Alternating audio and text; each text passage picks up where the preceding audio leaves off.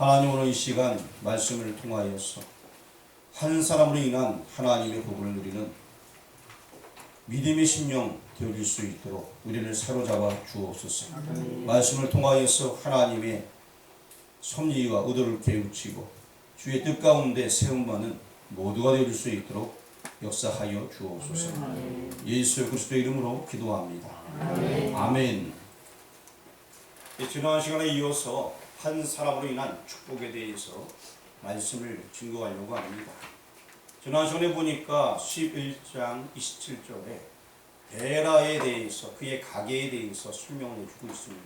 그러면서 여섯 번째 톨레도트가 시작이 되었다라고 말씀을 드렸습니다. 그리고 그 여섯 번째 톨레도트를 이야기하면서 이제 아브라함의 가문에 대한 이야기를 하게 되었어요. 우리 11장 27절 말씀을 같이 한번 여기 빨간 글씨만 한번 읽어보겠습니다. 시작. 베라의 족보는 이러하니라. 자, 베라의 족보는 이러하니라 하면서 거기에 가족들의 이름이 나와 있습니다.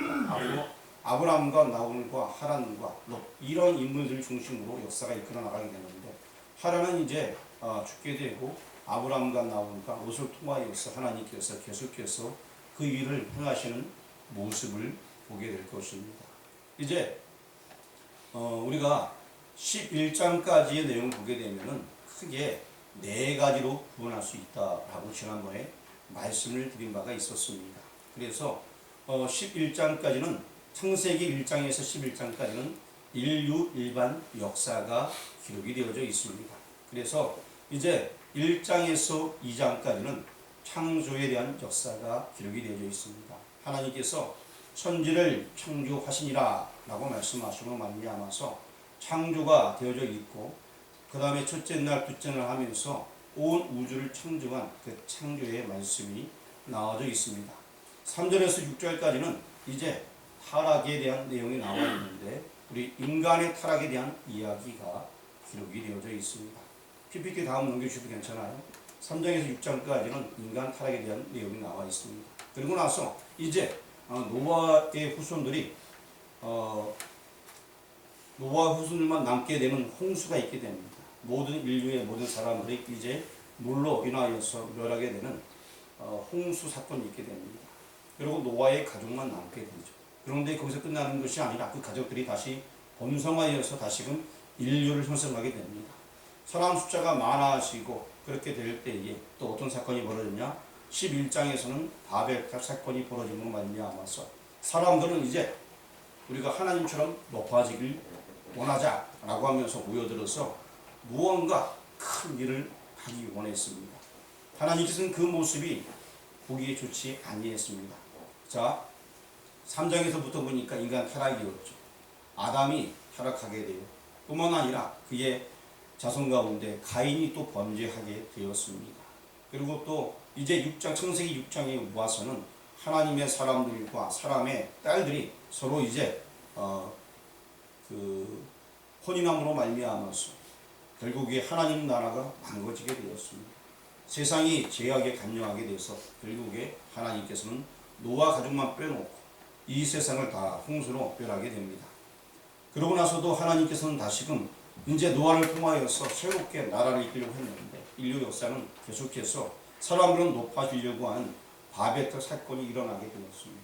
그래서 하나님께서는 이래서는 아니 되겠다. 나도 이제 내 나라 이스라엘을 세워야겠다 라고 해서 한 사람을 택하게 됩니다. 그 사람이 누구죠? 아브라함을 택하게 됩니다. 하나님께서 이 아브라함을 택하는 이야기가 12장에 나와 있습니다. 그래서 12장을 가입해서 우리는 분기점이다 라고 말하게 됩니다. 12장부터는 지금까지는 인류 일반 역사가 쭉 왔습니다. 하지만 이제 12장부터는 하나님께서 내 나라 이스라엘을 세울 거야 하면서 하나님께서 택한 아브라함을 통하여서 새롭게 하나님의 나라를 이끌어가길 원하고 계셨습니다. 그래서 아브라함을 택하셔서 이제 하나님께서 그분의 역사를 읽고 가시게 됩니다. 자, 그렇다면 이 아브라함을 통해서 하나님께서 이제 새롭게 역사를 읽고 가시는데 하나님께서는 이 아브라함에게 세 가지 약속을 하게 됩니다. 즉 언약을 맺게 됩니다. 그 언약의 내용이 12장에 나와 있습니다. 12장 1절, 2절, 3절 말씀에 하나님께서 아브라함과 언약을 맺습니다. 그런데 같은 맥락의 내용을 13장에서도 또 맺고 있습니다.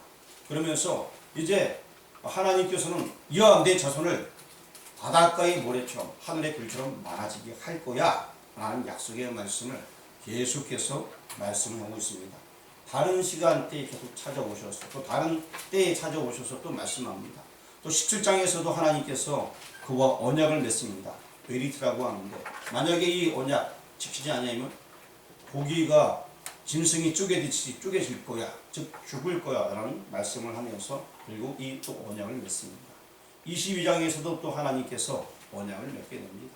계속 아브라함을 찾아오셔서 내 씨로 말미암아 22장에서는 22장 18절에서는 내 씨로 말미암아 천하 만민이 복을 얻을 것이야 라고 말씀함으로 말미암아서 정말 이 복의 개념이 무엇인지 설명을 해주고 있습니다. 이렇게 5번의 언약을 맺게 되어 있습니다. 이 언약의 핵심에 3가지가 있습니다. 첫 번째는 무엇일까요? 후손, 민족을 주겠다. 큰 민족을 주겠다라고 얘기했습니다. 두 번째는 어디 써 있는 것 같은데 땅. 세 번째는 복을 주겠다. 이렇게 3가지 큰 약속을 하게 되었습니다. 5번의 언약을 할 동안 계속해서 땅을 주겠다, 민족을 주겠다, 복을 주겠다. 이 약속의 말씀을 계속해서 하게 되었습니다. 내 나라, 내 민족을 일어나겠다. 여러분, 나라, 국가를 만들기 위해서는 국가의 3요소가 있어요. 뭐가 있죠? 영토도 있고, 국민이 있어야 되고, 주권이 있어야 되고. 잘하시네요. 자, 국가의 3요소는 하게 되면 뭐고? 국권, 좀 얘기했던 거, 나라, 뭐가 있다죠? 국민, 주권, 영토, 이렇게 얘기하죠. 국민이 있어야 되고, 주권이 있어야 되고, 영토가 있어야 되고. 자, 오늘 11장에 나와 있는 바벨탑 사건을 일으킨 이 사람들은 일단은 국민이 있었어요. 왜냐하면 그들은 인류 모든 사람들이 국민이었습니다. 그 사람들이 이제 영토가 있었어요. 그 영토는 신할 평지로 다 모여들었어요. 그렇죠? 인류 일반 역사에 그 사람들은 일단은 국민이 있었어요. 그리고 영토는 신할 평지라고 11장에 다 나와 있는 이야기입니다. 그리고 또 주권은 그들 자신이었어요. 자신이 국민이 되어져 갖고 우리에게 주권이 있고 우리가 힘을 모아서 우리가 성과 대를 쌓아서 높이 쌓아서 하나님과 높아지자 라고 하면서 이 국가의 3요소를 다 이뤘던 사람들이 바벨에 모여있던 그 사람들인 것입니다. 그래서 그 사람들은 이제 인류 일반 국가를 형성하게 되었습니다. 그런데 이제 하나님께서는 그들 말고 누굴 택하셨다? 아가? 누굴 택했다고요? 아버지? 누굴 택했다고요? 아브라함을 택하셨습니다. 자, 우리 여사람하고 인사 나누겠습니다. 하나님께서 아브라함을 택하셨습니다. 시작. 하나님께서 아브라함을 택하셨습니다. 안녕하세요. 자, 그럼 아브라함을 택하셨는데, 자, 아브라함에게는, 아까 얘기했듯이 민족을 만든다 그랬어요. 그렇죠? 아브라함을 통하여서. 그러면은, 이제, 아브라함의 국민이 있었어요? 없었어요? 없었어요. 자, 영토가 있었어요? 없었어요? 없어요. 그냥 가라! 라고 명령했어요. 12장에서 그냥 가라고 얘기했어요. 너희 아버지 집을 떠나가라! 라고 얘기했어요. 자, 국민이 없었습니다. 그냥 가족밖에 없었는데 하나님께서 그냥 가라! 라고 했어요. 아브라함이 머무는 곳은 고대 문명이 엄청나게 발달되었던 곳이고요. 지구라트라는 불리는 엄청난 문명이 발달되었던 곳입니다. 그런데 하나님께서 거기서 그냥 가라라고 얘기했습니다. 그러니까 아브라함에게는 아직 영토가 없었어요. 뿐만 아니라 이제 주권이 국민에게 있다라는 얘기를 많이 들어봤는데 국민도 없는데 무슨 주권이? 하지만 아브라함에게 주권이 있었습니다. 그 주권이 어떤 것일까요? 아브라함의 주권은 하나님이셨습니다. 하나님 그 한 분만 딱 믿었어요. 지금 민족도 없습니다. 땅도 없습니다. 하지만 주권이 바로 하나님이시다. 나를 주장하는 분이 하나님이시다. 이거 하나만 있었습니다. 자, 나를 주장하는 분이 누구다? 그거 하나로 만족했습니다. 아무것도 준비되지 아니한 이 아브라함을 통하여서 하나님께서 내 나라 이스라엘 만들겠다 라고 약속하셨어요. 지금 아무것도 안 보입니다. 그런데 그 주권적인 말씀을 믿음으로 나아갈 때에 하나님께서 역사하심으로 말미암아 정말 믿음의 백성, 복의 백성을 만들어내는 그런 모습이 이 창세기에 나와 있고 또 성경에 나와 있는 성경 역사의 이야기인 것입니다. 그렇다면 오늘은 이제 하나님께서 아브라함을 부르신 이유에 대해서 지금 살펴보려고 합니다. 크게 네 가지가 있습니다. 아브라함을 부르신 이유를 살펴보려고 하는데, 인간의 반역행위에 대응하기 위해서 일단 아브라함을 부르셨어요. 인간이 계속해서 죄를 범하고 하나님을 멀리했습니다. 하나님 말씀을 듣지 아니하였습니다. 그래서 그 반역행위에 대응하기 위해서 하나님께서 아브라함을 택하셨습니다. 자, 이제 노아의 후손들 같은 경우에는 이제 인류 11장 보게 되면은 11장 2절 말씀에 이에 그들이 동방으로 옮기다가 신할 평지를 만나 거기 거류하려 하면서 신할 평지에서 엄청난 문명을 이루면서 살게 되었습니다. 바로 이제 거기에 아브라함도 함께 있었어요. 그런데 창세기 12장에 오게 되니까 거기를 떠나라! 라고 말씀하십니다. 인류 모든 사람들은 풍요로운 삶을 살면서 거기에 있었지만 하나님께서는 우상 숭배하는 것을 떠나라 라고 말씀했습니다. 여기에는 문명도 발생돼 있었고 많은 우상들이 있었습니다. 여러분이 있는 자리가 우상을 섬기는 자리면 떠나야 됩니다. 내가 있는 자리가 신앙생활하기 힘든 자리에 있으면 떠나야 돼요. 내가 있는 직장이 신앙생활하기 힘들다. 그냥 떠나야 되는 거예요. 아브라함 입장에서도 족장이었어요. 그 가문이요. 잘 사는 집안이요. 거기 있으면 편해요. 하지만 그 우상이 섬기는 우상들이 있는 그곳을 떠나라 하나님께서 말씀하시니까 아브라함은 가감하게 갈 바를 알지 못하고 내가 어디로 가야 되는지 알지 못하고 그냥 떠나는 거예요. 신앙생활 잘하기 위해서 우상 숭배에 만연한 것은 무조건 떠나야 되는 것입니다. 내가 지금 환경이 신앙생활이 힘들다면 거기 떠나야 돼요. 신앙생활 잘할 수 있는 곳으로 떠나야 되는 거예요. 아버지의 말씀에 순종하면서 이 아브라함은 하나님 아버지 말씀을 그대로 순종하면서 떠나게 되는 것입니다. 아브라함을 부르신 이유는 첫 번째 이렇게 우상으로부터 떠나게 하게끔 하기 위해서. 인간의 반역행위 그러면 안 되니까 아브라함을 통하여서 이제는 그런 거 떠나라 라고 말씀해 주고 있는 것입니다. 여러분이나 저나 지금 우리가 사는 모습이 우상 숭배하기 딱 좋은 조건이면 그 자리를 떠나시기 바랍니다. 예배하는 것, 기도하는 것, 찬양하는 것으로 떠나시기 바랍니다. 아브라함을 부르신 두 번째 이유가 있습니다. 역시 인간의 행위 반역에 대응하기 위해서 부르셨는데, 그런데 사절 말씀 보니까 11장 4절 말씀에 사람들이 인류의 많은 사람들이 흩어짐을 면하자 라고 얘기합니다. 그래서 결국 하나님께서 그들을 흩으시는 내용이 11장 8절에 나와 있습니다. 하지만 아브라함은 지금 아무것도 없어요. 그런데 하나님께서 아브라함에게 내가 너로 큰 민족을 이루겠다 라고 창세기 12장 2절에서 말씀하고 있습니다.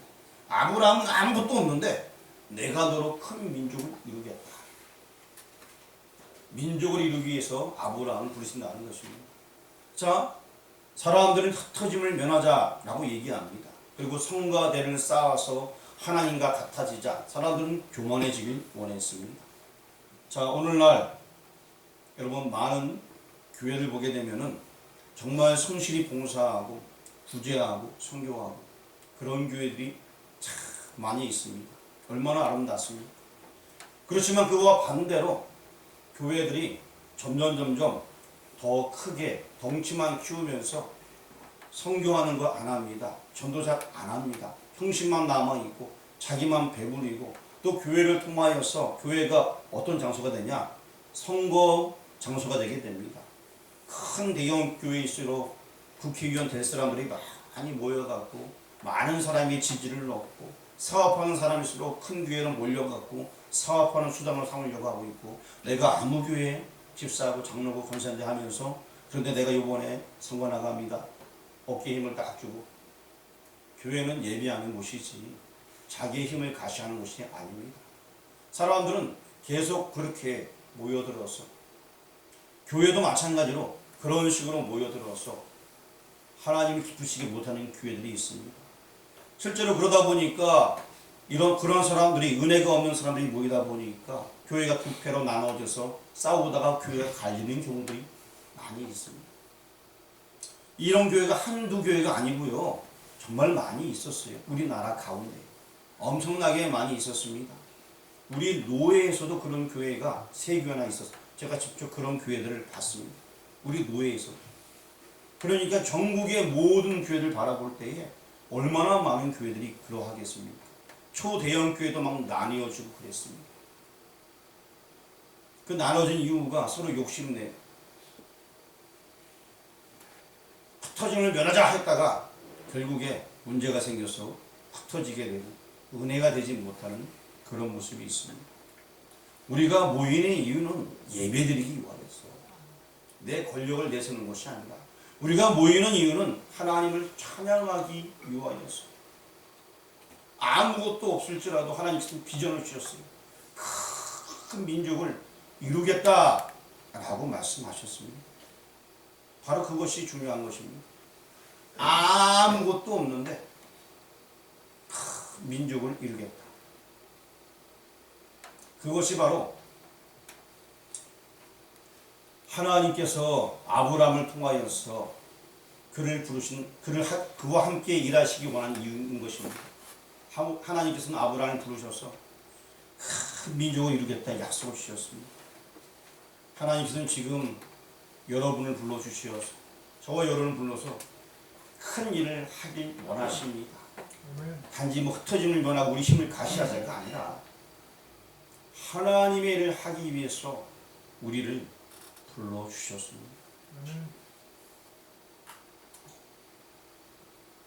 아무것도 없는 것 같지만 우리는 모든 것을 다 가진 자입니다.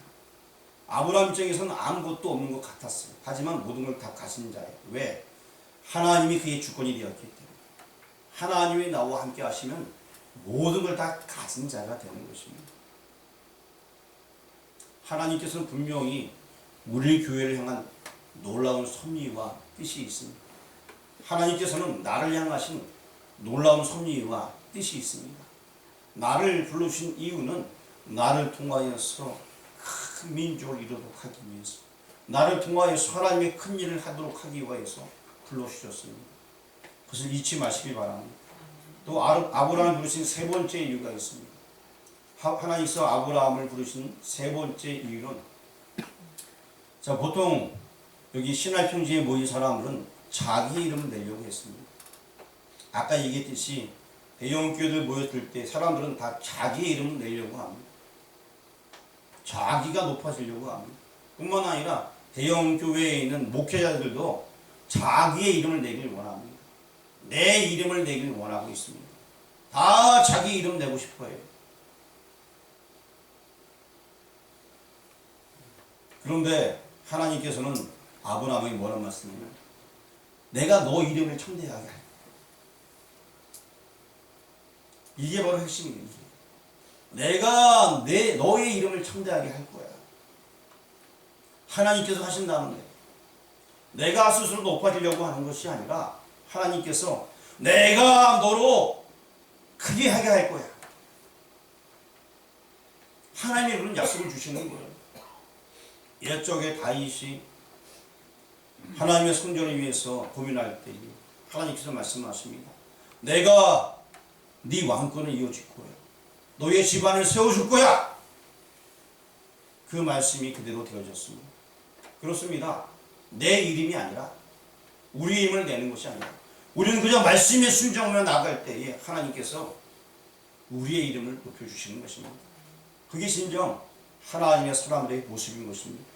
내가 높아지려고 아니해도 우리가 하나님께서 원하시는 그 일들을 행해 나갈 때에 그냥 말씀에 따라 나의 주권은 하나님이시다 믿고 나아갈 때에 하나님께서 내 인생을 책임져 주시는 것입니다. 이제 또 아브라함을 부르신 4번째 이유가 있습니다. 하나님께서 인간의 반역 행위에 대응하기 위해서 이제 또 아브라함을 불러주셨는데 다른 것이 아니라 하나님 나라를 건설하기 위해서 아브라함을 불러주셨습니다. 11장 4절 말씀 보니까 성읍과 탑을 쌓았다라고 하면서 사람들은 인간의 왕국을 세우길 원했습니다. 사람이 왕이 되어져서 사람이 통치자가 되어지고 사람들이 마음 놓고 하는 그러한 나라를 원했습니다. 사람이 스스로 왕이 되어지는 거예요. 하나님과 같아지자라고 얘기하면서. 하지만 하나님께서는 아브라함을 통하여서 그에게 복을 주길 원했습니다. 내가 복을 주겠다. 복을 주겠다. 복을 주겠다. 계속해서 말씀하셨습니다. 특별히 창세기 22장 18절에서는 내 씨로 말미암아 천한 만민이 복을 얻을 것이다 라고 하면서 내 씨로 말미암아 복을 얻게 될 거야 라고 약속을 주셨습니다. 내 씨로 말미암아, 즉 예수님으로 말미암아서 모든 이들이 구원에 이르게 될 거야 라는 복음의 메시지를 구약시대 때 받게 된 것입니다. 복 받으시길 주의 이름으로 축원합니다. 복 받으시길 바랍니다. 복 받으라고 하면 자다가 더 부탁된다는데, 자, 복 받으시길 주의 이름으로 축원합니다. 예. 자, 하나님께서는 우리에게 복 주시길 원합니다. 결국에 하나님의 백성들이 많아지길 원합니다.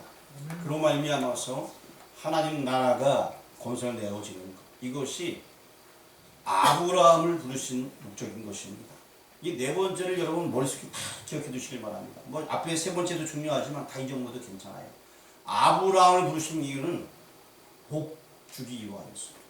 아브라함을 부르신 이유는 하나님 나라 건설하도록 하기 위하였습니다. 세상에서 가장 큰 복이 무엇일까요? 세상에서 가장 큰 복, 하나님 자녀 되는 거예요. 하나님 자녀들은 결국에 하나님 나라 일꾼들이 되게 되는 것입니다. 그래서 가장 큰 복은 내가 예수님 믿는 것이 가장 큰 복이에요.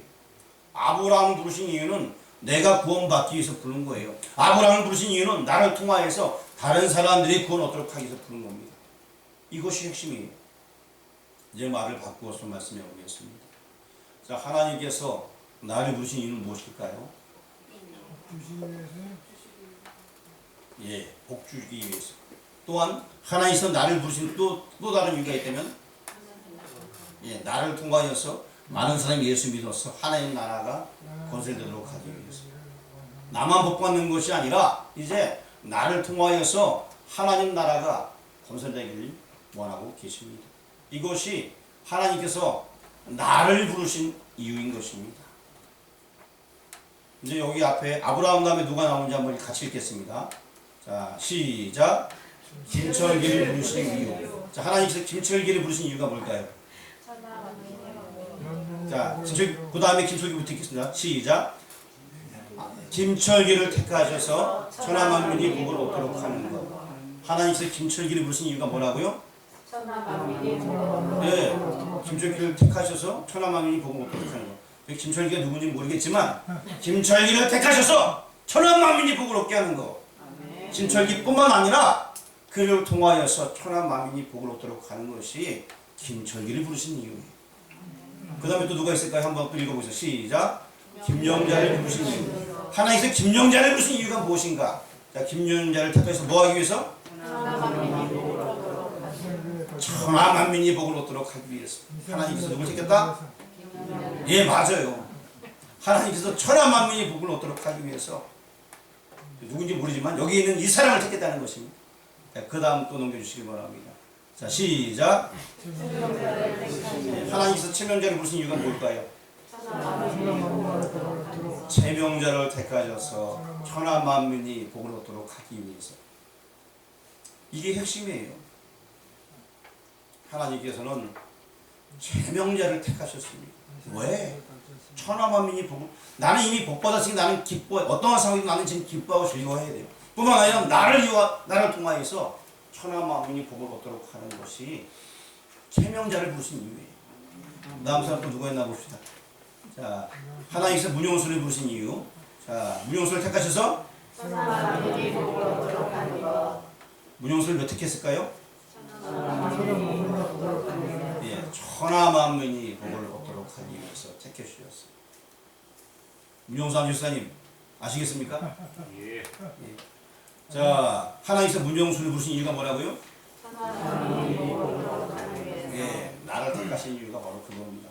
그 다음에 또 누구 있나 한번 보겠습니다. 자, 시작. 하나님께서 김성기를 부르신 이유가 뭔가? 예, 김성기를 택하셔서 천하만민이 복을 얻도록 하는 것이 하나님께서 김성기를 부르신 이유예요. 나를 통하여서 복을 받게 합니다. 너무나 중요합니다. 우리가 세상에 나가면서 힘들 때가 있습니다. 몸이 아프고 질병이 걸릴 때도 있어요. 하지만 상관없어요. 하나님께서는 나를 통하여서 천하만민이 복을 얻기를 원해요. 김성기를 통하여서 복을 받기 원하는 거예요. 그러면 나는 지금 내가 주어진 위치에서 열심히 그 일을 하면 되는 것입니다. 그 다음 사람 누군가 한번 읽어보겠습니다. 하나님께서 김준자를 부르신 이유는 예, 김준자를 택하셔서 천하만민이 복을 얻도록 하기 위해서 택하셨습니다. 열심히 봉사하고 수고하는 그 이유들이 다른 것이 아니라 내가 받은 복을 다른 사람도 누리게 하도록 하기 위하여서 하나님께서는 김춘자를 부르셨습니다. 그 다음 사람도 보도록 하겠습니다. 자, 김영택을 부르신 이유. 하나님께서 김영택을 부르신 이유가 무엇일까요? 예, 김영택을 택하셔서 천하만민이 복을 얻도록 하기 위해서 택하셨습니다. 그 다음에 또 사람이 많이 있긴 하지만 그냥 생략할게요. 다 부르면 더 좋긴 한데 우리 김영철까지 할까요? 자, 하나님께서 김영철을 부르신 이유가 뭘까요? 네, 김영철을 택하셔서 천하만민이 복을 얻도록 하도록 하기 위해서 김영철을 택하셨습니다. 다른 이유가 아닙니다. 나를 통하여서 많은 영혼들이 주께 돌아오도록 하기 위하여서 택하셨습니다. 제가 막 이름 막 지나갔죠 이제? 네. 다 생략할게요. 네. 하나님께서 나를 부르신 이유 뭘까요? 나를 택하셔서 그렇습니다. 나를 통하여서 천하만민이 복을 얻도록. 자, 오늘 주부의 제목을 한번 읽어보도록 하겠습니다. 시작. 한 사람에게 일어난 축복. 자, 아브라함을 택하여서 하나의 민족을 만드셨고 그를 통하여서 메시아가 오셨습니다. 또한 그의 복음이 나에게까지 전파가 되었습니다. 우리는 작은 예수입니다. 이제 하나님께서 나를 불러주셨습니다. 나를 통하여서 천하만민이 복을 얻도록 하는 것이 한 사람, 바로 나를 택한 이유인 것입니다. 그 뜻에 부합되며 살아가는 모두가 되길 주의 이름으로 축원합니다. 기도드리겠습니다. 하나님 감사합니다. 나를 택해 주시니 감사합니다. 한 사람으로 인한 축복이 너무나 크다 하겠습니다. 모든 인류는 멸망길을 갈지라도 택함받은 자는 구원의 길을 가게 됩니다. 이제 아버지 하나님 택함받은 우리들 나만 복을 누리는 것이 아니라 많은 영혼들을 주께로 인도하는 그 사명을 온전히 감당해 나갈 수 있도록 인도하여 주옵소서. 예수 그리스도의 이름으로 기도합니다. 아멘.